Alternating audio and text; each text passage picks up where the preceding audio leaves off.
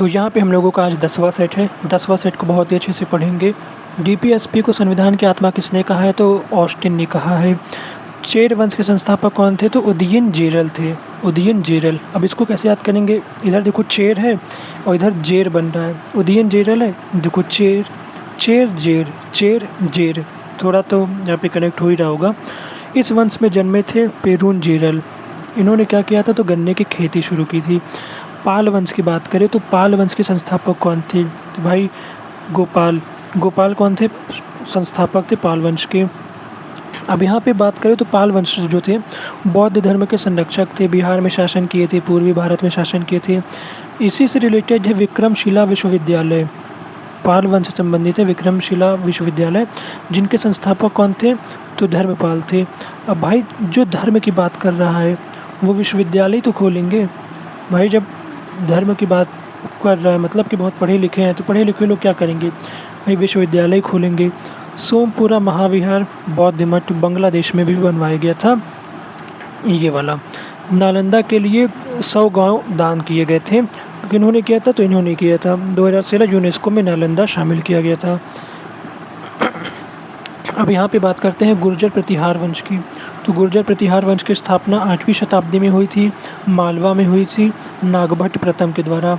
ठीक है, अब इसको कैसे समझेंगे? पूछ लेगा गुर्जर प्रतिहार वंश की स्थापना किसने की थी? नागभट्ट प्रथम ने की थी। इसको याद कैसे करें? गुजर गया भाई, गुजर गया। क्या गुजर गया? यहाँ से भी एक नाग गुजरा था, ऐसी नाग गुजर गया। तो नाग यहाँ से गुजर गया, अभी जस्ट एक नाग गुजरा है, बस याद हो गया होगा। अटाकामा गर्त कहाँ है? तो प्रशांत महासागर में है। ये प्रशांत अटक सा गया था, प्रशांत जो था वो अटक रहा था। ट्रिक बता रहा हूँ कि भाई इसको ऐसे समझ लो। प्रशांत जो था वो क्या कर रहा था? अटक सा गया था। तो अटाकामा गर्त प्रशांत महासागर में है। रमापो गर्त अटलांटिक महासागर में। एल्यूशियन गर्त ये प्रशांत महासागर है। अब भाई प्रशांत महासागर इतना बड़ा है, सबसे बड़ा है, जानते ही हो। तो यहाँ पे क्या होता है कि एल्यूशियन को इल्यूजन से समझो भाई, जैसे नहीं हिप्नोटाइज करते हो, तो एक इल्यूजन टाइप का। तो प्रशांत महासागर में मत जाना, वहाँ इल्यूजन हो जाएगा। चारों तरफ देखोगे समुद्र समुद्र रहेगा, बहुत ही ज़्यादा परेशान हो जाओगे। कपास को क्या कहते हैं? सफ़ेद सोना कहते हैं। एक तरह की नकदी फसल है। कपास क्या है? नकदी फसल है। इसका लोग एक प्लांटेशन क्रॉप कह सकते हैं कि भाई लोग इसको बनाते हैं और बेचने के लिए, खाने के लिए तो बनाएंगे नहीं, और बहुत बढ़िया से प्रॉफिट होता है। गुजरात में सबसे ज़्यादा इसका प्रोडक्शन होता है। अब यहाँ पे बात कर लेते हैं तुंगभद्रा, कोयना और भीमा नदी। कृष्णा नदी की सहायक नदी कौन सी है? तो तुंगभद्रा है, कोयना नदी है, भीमा नदी है। नागार्जुन बांध, अलमाटी बांध, श्री शैलम बांध इसी नदी पर बना है, कृष्णा नदी पर। नागार्जुन बांध, अलमाटी बांध, श्री शैलम बांध। विजयवाड़ा कहाँ है? तो कृष्ण नदी के किनारे है। विवाद किनके बीच में है? महाराष्ट्र, कर्नाटक, तेलंगाना, आंध्र प्रदेश। 6वीं पंचवर्षीय योजना के बारे में बात कर लेते हैं। तकनीकी आधुनिकीकरण, रोजगार सृजन, 6 बैंकों का राष्ट्रीयकरण, नाबार्ड की स्थापना 12 जुलाई 1982, बहुत इंपॉर्टेंट, 12 जुलाई 1982। एग्जिम बैंक की स्थापना, export import bank of India 1982। Bhopal gas त्रासदी भी 6वीं पंचवर्षीय योजना के समय हुई थी, 2-3 दिसंबर की रात को 1984 में, जिसमें मिथाइल आइसोसाइनेट गैस लीक कर गई थी। कपास आधारित कागज़ जो होता है वो नोट के लिए प्रयोग किया जाता है। तो नोट में कौन सा कागज़ इस्तेमाल करते हैं? कपास आधारित कागज़। पहला सीमेंट कारखाना चेन्नई में 1904 में स्थापना हुई। भारत में पहला कागज़ उद्योग वेस्ट बंगाल में 1832 में। कागज़ का पूछो तो वेस्ट बंगाल 1832। प्रथम चीनी उद्योग बिहार में 1840। चिपको आंदोलन ये कहाँ पे मतलब क्या संबंधित है? तो पेड़ बचाने से संबंधित था। स्टार्ट कहाँ से हुआ था? तो उत्तराखंड से हुआ था 1973 में। जिला कहाँ क्या था? चमोली जिला से चिपको आंदोलन शुरू हुआ था। नारा था हिमालय बचाओ। अच्छा जी, तो मतलब पेड़ क्यों बचा रहे थे भाई? हिमालय बचाने के लिए। पेड़ जो था उससे जाके लोग चिपक जा रहे थे कि पेड़ मत काटो। इनका जो नारा था हिमालय बचाओ। प्रमुख नाम इनसे जो रिलेटेड थे इस आंदोलन से, सुंदरलाल बहुगुणा, गौरा देवी, चंडी प्रसाद। ठीक है, अब सुंदर नाम का एक आदमी था, ठीक है, एक गोरी को देख लेता है। सुंदर नाम का एक लड़का था, एक गोरी को देख लेता है। ठीक है, तो क्या होता है, खुशी से एकदम यहाँ पे लाल हो जाता है, लेकिन उसकी शादी हो चुकी रहती है। तो जब उसकी पत्नी को पता चलता है तो बिल्कुल चंडी का रूप लेके आती है। तो ये आप लोग इसे समझ सकते हो। क्वेश्चन दे सकता है किसका संबंध नहीं है, 3 दे देगा, 1 नहीं होगा। सुंदरलाल समझ जाओगे, गौरा देवी समझ जाओगे, चंडी प्रसाद समझ जाओगे, ठीक। अभी पता नहीं चलती, जब पेपर में क्वेश्चन आ जाता है फिर नहीं आता है, रिग्रेट होता है, उसके बाद पता चलता है यार बहुत बढ़िया चीज़ बताई गई थी। W बराबर क्यू वी, वर्क बराबर जो हम लोगों का आवेश गुणे जो हम लोगों का रहता है वोल्ट वाला जो फॉर्मूला है ये फिजिक्स का, W बराबर क्यू वी, ठीक है। ऑक्सीजन की बात करें तो खोज किसने की थी, तो प्रिस्टले ने की थी। प्रिस्टले याद कर लो, इतना प्यारा शब्द लगता है ये। ऑक्सीजन सबको प्यारी ही है। 21% वायुमंडल में पाई जाती है। तरल ऑक्सीजन का कलर नीला होता है। रक्त के लाल कण कहाँ बनते हैं, तो बोन मैरो में बनते हैं। रक्त के लाल कण बोन मैरो में बनते हैं। 120 दिन की इनकी लाइफ टाइम होती है और जो WBC होती है उनकी लाइफ टाइम 13 से 20 दिन होती है। RBC की मृत्यु कहाँ होती है, RBC की मृत्यु होती है प्लीहा में। प्लीहा में RBC ख़त्म हो जाती है। उर्दू शायरी में फेमस कौन है, तो फिराक गोरखपुरी है। अन्य नाम रघुपति सहाय है। 1969 में ज्ञानपीठ पुरस्कार भी मिला था। उत्तर प्रदेश राज्य परिषद की स्थापना 1831 में हुई थी, प्रयागराज में हुई थी। सदस्य की नियुक्ति राज्य सरकार करती है। WHO की स्थापना 1948 में हुई थी, 7 अप्रैल को हुई थी। हेडक्वार्टर जेनेवा में है। महानिदेशक कौन है, तो टेड्रोस एडहोनम है। क्षेत्रीय कार्यालय की बात करें तो 6 है। क्षेत्रीय कार्यालय अलग होता है, मेन हेडक्वार्टर तो जेनेवा में है। क्षेत्रीय कार्यालय अलग अलग जगह होते हैं, कई सारे होते हैं।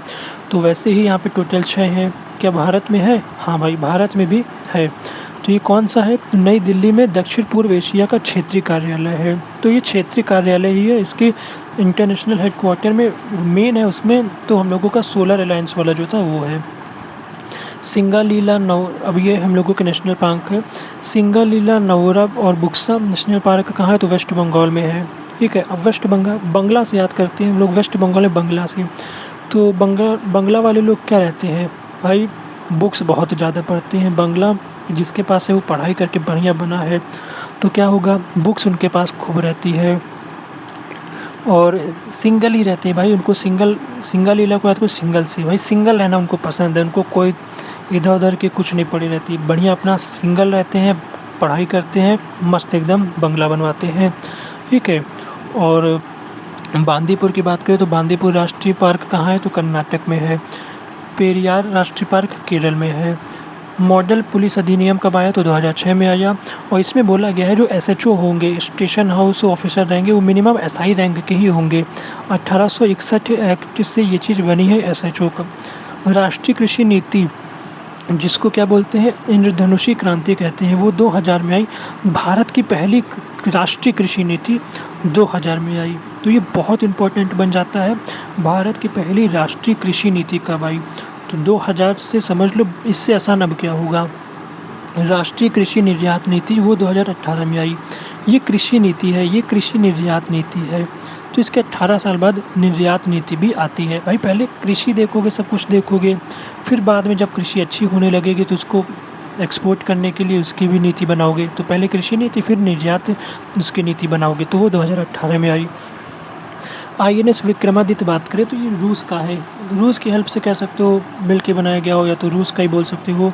इंडियन नेवल शिप जो हम लोगों का INS है, इसमें INS का फुल फॉर्म क्यों रहता है, जब ये भारत में शामिल हो जाता है तो इनका जो कोड वर्ड एक तरह से कह सकते हो INS रहता है। इंडियन नेवल शिप इसका फुल फॉर्म है। भारत का पहला स्वदेशी विमान वाहक पोत कौन है, तो जो भारत का पहला स्वदेशी जो हम ही लोगों ने पूरा बना लिया है, भारत के लोगों ने, तो INS तो रहेगा ही। विक्रांत कोचीन के शिपयार्ड में बनाया गया है। 2022 में इसको कमीशन किया गया है, शामिल किया गया है। चींटियों के हमले से फसल को बचाने के लिए क्या करते हैं, तो चींटियों के हमले से फसल को बचाना है तो कपूर का इस्तेमाल किया जाता है। भारत की व्यापार नीति और कार्यप्रणाली की 7वीं समीक्षा 2021 में हुई। विदेश व्यापार नीति अभी भारत में 2023 वाली चल रही है पीयूष गोयल द्वारा, जिसमें टारगेट दिया गया है 2030 तक जो निर्यात है। निर्यात का मतलब सामान भेजना, आयात का मतलब आओ, सामान आओ मतलब मंगाना, निर्यात का मतलब भेजना बाहर, एक्सपोर्ट। तो $2 ट्रिलियन पहुंचाना टारगेट है। कालिदास सम्मान मध्य प्रदेश में दिया जाता है, मध्य प्रदेश द्वारा 1980 से 4 श्रेणी में दिया जाता है। जगदीश स्वामीनाथन की बात करें तो ये चित्रकार है। मन्ना डे एक गायक है। अनुसंधान का पहला चरण क्या होता है, तो समस्या की पहचान करना, कोई चीज़ की खोज करना है तो पहले आप लोग देखोगे ना कि भाई समस्या क्या आ रही है। जब समस्या की पहचान होगी तो उससे रिलेटेड फिर अनुसंधान किए जाएँगे। अब बात करें तो बुक की जेन आयर किसकी बुक है तो चार्लोट ब्रांटे की है। जेन आयर बुक चार्लोट ब्रांटे की है। आईसीसी अंडर 19 जो भी मेंस वर्ल्ड कप हुआ है अंडर 19 वाला जिसमें भी वैभव सूर्यवंशी ने 80 गेंद में 175 के आसपास रन बनाए थे। तो वो जिम्बाब्वे और नामीबिया में हुआ है। एम्बेसडर कौन बना था? टेटेंडा ताइबू यहाँ पे जिम्बाब्वे के खिलाड़ी थे टेटेंडा ताइबू। तो ये एम्बेसडर बने थे। और अभी जो इंडिया में हुआ था T20 वर्ल्ड कप उसके एम्बेसडर हिटमैन रोहित शर्मा बने थे। 16वां संस्करण था ये अंडर 19 वाला। 6वीं टाइम जो था वो भारत जीता है। सोच रहे हो 16 में से 6 बार भारत जीत चुका है। तो कितना दबदबा चल रहा है अंडर 19 वर्ल्ड कप में। और भाई इस समय तो हर जगह ही चल रहा है। T20 में देख लो, वुमेंस में देख लो, मेंस में देख लो, अंडर 19 में देख लो। तो ये भाई 10 सेट हो गए। 11वां मैंने स्टार बनाया है क्योंकि 11वां बहुत बड़ा है, शायद 6-7 पेज थे इसमें। तो इसको अगली वीडियो में करेंगे। तो 10वां हम लोगों ने कर लिया है। बताना कमेंट कर दिया करो यार थोड़ा बहुत कि वीडियो कैसी लगती है, मोटिवेशन मिलता है। मिलते हैं नेक्स्ट वीडियो पर। वीडियो देखने के लिए बहुत बहुत धन्यवाद।